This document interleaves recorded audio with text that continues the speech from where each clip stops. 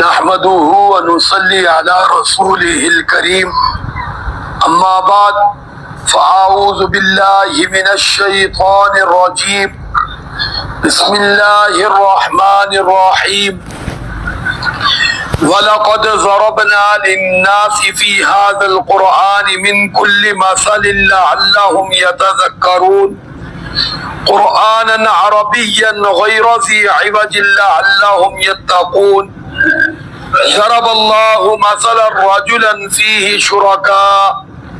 شركاء متشاكسون ورجلا سلما لرجل هل يستويان مثلا الحمد لله بل اکثرهم لا يعلمون صدق اللہ العظیم. درود شریف پڑھیں. اللهم صل على محمد وعلى آل محمد كما صليت على إبراهيم وعلى آل إبراهيم إنك حميد مجيد. اللهم بارك على محمد وعلى آل محمد كما باركت على إبراهيم وعلى آل إبراهيم إنك حميد مجيد. سورۃ زمر 23واں پارہ اور رکوع نمبر 3 چل رہا ہے. آج آیت نمبر 27، 28 اور 29 تلاوت کی گئی ہے.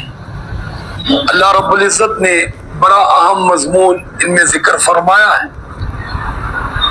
ایک تو اللہ رب العزت نے توحید اور شرک ایک مثال کے ذریعے واضح فرمایا، اور قرآن مجید فرقان حمید کی زبان کو ذکر فرمایا کہ یہ عربی زبان میں ہے.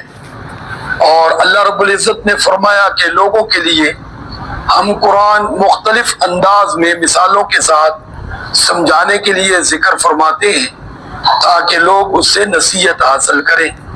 قرآن مجید نصیحت کی کتاب ہے، یعنی دنیا آخرت میں کامیابی کے لیے جو ضابطے اصول انسان کے لیے درپیش ہوتے ہیں اللہ تعالیٰ نے وہ قرآن میں بیان فرمائے ہیں.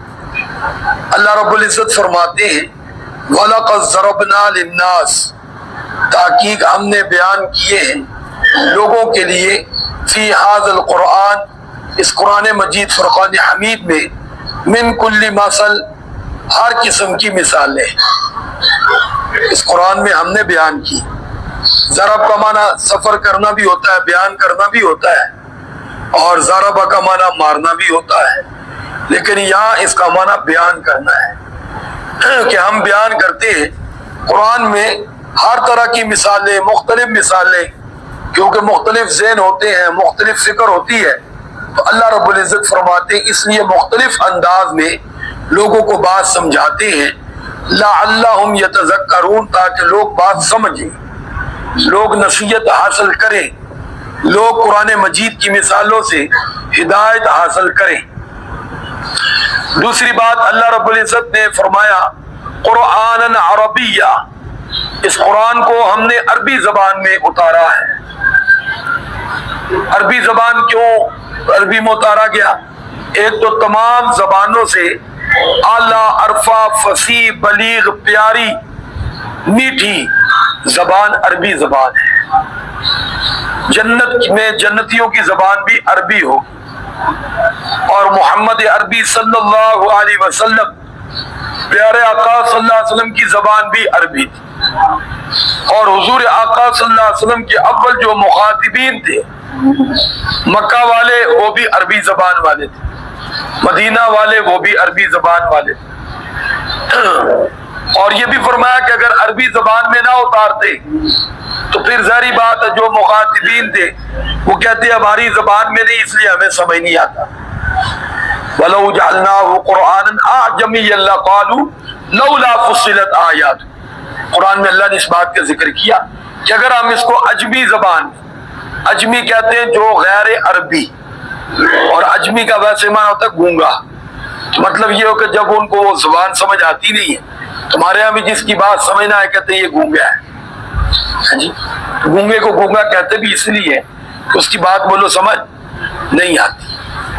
تو فرمایا اگر ہم اس کو عجمی زبان میں اتارتے تو پھر عرب والے کہتے کہ بھائی یہ تو ہماری زبان میں ہے نہیں، اس لیے ہمیں بات واضح سمجھ نہیں آتی. تو کیونکہ اول مخاطبین وہی تھے تو اس لیے اللہ رب العزت نے قرآن مجید فرقان حمید کو عربی زبان میں اتارا ہے. اب ایک معنی یہ ذہن میں رکھیں بات کہ یہ قرآن جو ہمارے سامنے موجود ہے اب اس کی دنیا میں بہت سی تفاسیر بھی ہیں اور مختلف زبانوں میں بھی اس کو منتقل کیا گیا ہے، لیکن قرآن اسی کو کہیں گے جو عربی زبان میں اس کے اندر کسی اور زبان کا کوئی لفظ موجود نہ ہو، خالص عربی ہو، اس کو قرآن کہیں گے. اور جس کے اندر کسی اور زبان کے الفاظ بھی موجود ہوں، جس کو تفسیر بھی کہتے ہیں، قرآن کا معنی بھی کہتے ہیں، تو اس کو قرآن کا ترجمہ اور تفسیر تو کہیں گے، اس کو خالص قرآن نہیں کہیں گے، اس کو قرآن کا ترجمہ اور تفسیر کہیں گے. مطلب کہ جہاں یہ قرآن مجید فرقان حمید سادہ موجود ہو اور ساتھ کسی اور زبان میں اس کا ترجمہ اور تفسیر موجود ہو تو جب ہم اس کو رکھیں گے تو اس کو نیچے رکھیں گے، سادہ قرآن کو اوپر رکھیں گے. اور نماز کے اندر پڑھیں گے تو خواہ کوئی کسی زبان سے تعلق رکھتا ہو. اب جیسے مثال طور پہ ہمیں عربی زبان پڑھنا بولنا نہیں آتی، لیکن نماز کے اندر پڑھیں گے تو قرآن کو عربی ہی میں پڑھیں گے. اپنی زبان میں اس کا ترجمہ اگرچہ 100% کیا اس سے بھی بڑھ کے صحیح ہو، لیکن اگر اس کو ہم اپنی زبان میں نقل کر کے ترجمے کی صورت میں پڑھیں گے تو نماز نہیں ہوگی. اس لیے دیہاتی ہو، شہری ہو، پڑھا لکھا ہو یا نہیں پڑھا لکھا، کوئی بھی ہو، اس کو نماز کو تلاوت کو سیکھنا پڑتا ہے اور اسی عربی زبان میں سیکھنا پڑتا ہے. یعنی تکبیر تحریمہ کہیں گے تو کیا کہیں گے؟ بولو اللہ اکبر. یہاں ترجمہ یہ نہیں کریں گے اللہ سب سے بڑا ہے اور یوں کر کے ہاتھ باندھ لیں گے، نہیں. اللہ اس کا معنی بے شک یہی ہے، اللہ اکبر، اللہ سب سے بولو کیا ہے؟ بڑا ہے. لیکن لفظ یہاں کون سا بولیں گے؟ عربی کے، اللہ اکبر. اسی طرح آگے نماز شروع کریں گے تو اس کے اندر وہی عربی ثنا، اعوذ باللہ، بسم اللہ، فاتحہ. وہاں بسم اللہ کا ترجمہ نہیں، ہاں جی اردو میں نہیں بلکہ بسم اللہ الرحمن الرحیم اپنی ہی زبان عربی میں ہی اس کو پڑھیں گے، پھر نماز ہوگی، ورنہ کسی اور زبان میں پڑھنے سے نماز نہیں ہوگی. دوسری بات اللہ رب العزت فرماتے ہیں غیر ذی عوج، اس کے اندر کوئی ٹیڑھا پن، کجی، کوئی مشکل قرآن مجید فرقان حمید کو نہ پڑھنے میں ہے نہ سمجھنے میں ہے. شرط یہی ہے کہ محنت سے پڑھا جائے، محنت سے سمجھا جائے.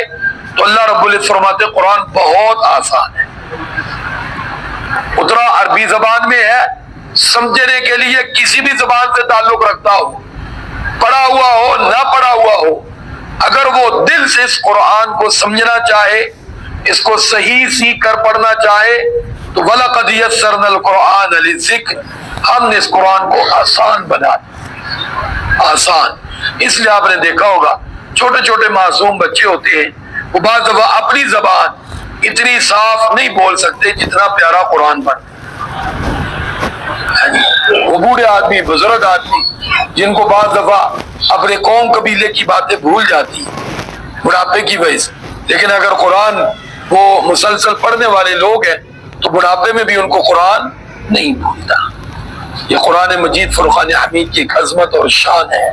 تو اللہ رب العزت فرماتے ہیں لعلہم یتقون، کیوں یہ بالکل آسان اور ہر قسم کی کجی سے، ٹیڑھے پن سے پاک ہے، تاکہ لوگ سیدھے راستے پہ آ کر غلط راستوں سے بچ جائیں، سیدھے راستے پہ چل کر بری منزل سے بچ جائیں. وہ بری منزل کون ہے؟ بولو جہنم. اور سیدھا راستے پہ جب چلیں گے تو کہاں پہنچ جائیں گے؟ بولو جنت. اس لیے فرمایا کہ ہر قسم کی کجی اور ٹیڑھے پن سے یہ کیا ہے؟ پاک ہے. ہاں جی صاف ہے، شفاف ہے، فصیح ہے، بلیغ ہے، آسان ہے، پڑھنا بھی سمجھنا بھی اور اس کے مطابق زندگی گزارنا سب آسان ہے. مشکل کیا ہے؟ جو نہیں چاہتا، جس کے پاس وقت نہیں، جو قرآن کی طرف آنا نہیں چاہتا، اس کے لیے ساری باتیں مشکل ہیں. جو میرے بھائی قرآن کی طرف آنا چاہتا ہے، قرآن کی ہر بات آسان ہے. مقصد وہی ہے، طالب ہو، بادب ہو، آنا چاہتا ہو۔ اب اللہ رب العزت نے شرک اور توحید کی ایک مثال کے ذریعے بات واضح کی ہے۔ فرمایا کہ دو غلام ہیں، دو غلام، ایک غلام ہے مختلف لوگوں کا ہے، اکیلا۔ اس کی اور آسان مثال دے دوں گا، اس آج کے دور میں ہمارے معاشرے میں کچھ لوگوں کے گھروں میں کام کرتے ہیں۔ اب ایک آدمی وہ ہوتا ہے، اس نے ایک گھر ہی پکڑا ہوتا ہے، انہی کا وہ ملازم ہے، وہیں اس نے جانا ہے، وہیں سے سیدھا گھر واپس آنا ہے۔ آپ دیکھیں کہ اس کے لیے کام آسان ہے، کیونکہ ایک آدمی کی بات ماننی ہے نا، سننی ہے۔ اور ایک آدمی ہے، ایک گھر میں وہ ڈرائیور ہے، دوسرے گھر میں وہ باورچی ہے، تیسرے گھر میں جناب وہ صفائی کرنے والا، چوتھے گھر میں جا کے مالی ہے۔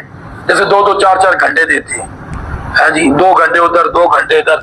یہاں عورتیں بھی ہوتی ہے، ایک عورت ہوتی ہے گھر میں گئی اور سارا انہی کا کام کیا، وہیں سے اس کی تنخواہ ہے، وہاں سے گھر آ گئی۔ مختلف عورتیں ایسی بھی ہوتی ہیں جو کئی گھروں میں کام کرتی، ایک گھر میں برتن دھونے کی ذمہ داری، دوسرے میں کپڑے دھونے کی ذمہ داری کی، جھاڑو دینے کی ذمہ داری، کئی بچوں کو سنبھالنے کی ذمہ داری۔ اور پھر اللہ معاف کرے وہ لوگ بھی آپس میں ضدی ہو، ایک دوسرے سے ضد رکھتے ہوں۔ تو آپ ذرا یہ بتائیں کہ یہ جو مختلف گھروں میں کام کرنے والی ہے، کیا یہ اس طرح ہو سکتی ہے جو ایک گھر میں کام کرتی؟ بولو بھائی، نہیں۔ اس کو پہلے گھر میں جاتی، پہلے جھڑک پڑتی، لیٹ آئی ہے، اب اتنا ٹائم رہ گیا، تو کیا کرے گی؟ تو 2 منٹ بعد بھاگنا شروع ہو جائے گی، میں نے اب ادھر بھی جانا ہے، جاتی اس کو یہ پہلے سننا پڑے گا۔ دوسرے گھر پہنچے گی، پہلی بات پھر وہی، پھر لیٹ آئی ہے، کیونکہ اب پہلے والے چھوڑیں گے پورے ٹائم پہ، پورے ٹائم، زیادہ سے زیادہ بھی آسانی کرے تو کتنے ٹائم پہ بولو؟ اب 2 قدم تو لگیں گے نا دوسرے گھر میں بھی پہنچنے میں، 2 منٹ تو پھر بھی لیٹ ہو ہی جائے گی۔ اب وہاں ہوگی تو وہ ہے کہ پھر لیٹ آ گئی، ٹائم دیکھا۔ اب ایک ہے، اس نے ایک ہی گھر پہ جانا ہے، تو یہ دونوں برابر بولو۔ تو اللہ رب العزت فرماتے ایک اللہ کے در پہ جھکنے والا، اللہ کو ماننے والا، اللہ سے فریاد کرنے والا، اپنے آپ کو اللہ کے حوالے، اللہ کے سپرد کرنے والا، اور ایک مشرک آدمی ہے، ایک کا در چھوڑ دیا اللہ کا اور در بدر ہو گیا۔ کبھی لاہور آ رہا ہے، لاہور حاضری دے رہا ہے، اور کبھی سندھ کی طرف جا رہا ہے، کبھی قصور کی طرف جا رہا ہے، کبھی جھنگ کی طرف جا رہا ہے۔ تو اب بتاؤ کیا یہ اور ایک اللہ کے در پہ حاضری دینے والے دونوں برابر ہیں؟ اب دیکھیں اللہ رب العزت فرماتے ہیں ضرب اللہ مثلا رجلا فیہ شرکاء، اللہ رب العزت مثال بیان کرتے ہیں ایک آدمی کی کہ فیہ شرکاء، جس کے مختلف مالک ہیں، یہ مختلف لوگوں کے غلام ہیں، اور متشاکسون، اور وہ ہے بھی آپس میں لوگ ضدی، جن کا یہ غلام ہے ان کے مالک آپس میں کیا رکھتے ہیں بولو؟ ضد۔ اب مختلف مثال طور پہ 5 بھائی ہیں، وہ 5 بھائیوں کا غلام ہے، باپ کا تھا 5 کی وراثت میں آ گیا، اور 5 بھائی آپس میں ایک دوسرے سے بغض رکھتے ہیں، اور آپ جانتے ہیں وہ نکلے گا کس پہ؟ غلام پہ۔ اس طرح ہمارے ہاں بھی لوگ آپ جانتے ہیں، ہاں جی، مالک اور ملکانی کی لڑائی ہو تو غصہ کس پر نکلتا ہے؟ ڈرائیور پر۔ کس پر بولو؟ ڈرائیور پر۔ وہ جیسے ڈرائیور آئے گا، اب وہ اس نے اس کو تو چپ کر کے سن لیا، اس پر شروع ہو جائے گا۔ اب ڈرائیور صاحب سمجھ جائیں گے کہ گھر لڑائی ہوئی ہے تو اب میں نے سننا ہی ہے، ہاں جی، بولنا تو پھر ظاہری بات ہے وہ سارا میرے اوپر ہی، ایک سے جان چھوٹے گی دوسرا، اور بلکہ جان کیا چھوٹنی، یک وقت دونوں طرف سے آواز آ جائے گی۔ اب یہ ادھر قدم اٹھاتا تو یہ ناراض ہوگا میں نے بلایا تھا، اب ادھر جاتے ادھر کھڑا تو وہ ارے میں بلا رہا ہوں۔ سوچو ذرا، تو ایک والا ہی ہے۔ تو اللہ رب العزت فرماتے ہیں وَرَجُلًا سَلَمًا لِرَجُلٍ، ایک آدمی صرف ایک ہی کا غلام ہے، ایک ہی کا ملازم ہے۔ هَلْ يَسْتَوِيَانِ مَثَلًا، فرما بتاؤ اس مثال میں دونوں برابر ہیں؟ تو پھر ہم اللہ کا شکر ادا کریں، شکر ہم ایک اللہ کی ہیں، اس لیے ہمیں در بدر پھرنے کی بولو ضرورت، ہاں، کبھی کدھر کبھی کدھر۔ جس طرح کوئی کسی کو داتا کہتا ہے، دستگیر الگ کو کہتا ہے، مشکل کشا بولو، ہم داتا بھی ایک ہی کو کہتے ہیں، اللہ کو، دستگیر بھی اسی کو کہتے ہیں، کس کو؟ اللہ کو، مشکل کشا بھی اسی کو کہتے ہیں، کس کو بولو؟ اور مدد بھی صرف اسی سے مانگتے ہیں، کس سے بولو؟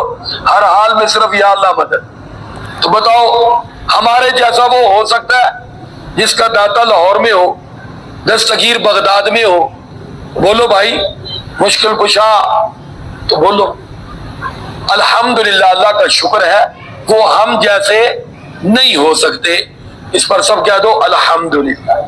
اللہ ان کو بھی ہمارے جیسا عقیدہ بنانے کی توفیق عطا فرمائے، پھر ہم جیسے بھی ہو جائیں گے، اور اللہ ہمیں پر استقامت نصیب فرمائے، در بدر سے اللہ ہمیں بچائے، ایک در پر یعنی جھکنے کی توفیق عطا فرمائے۔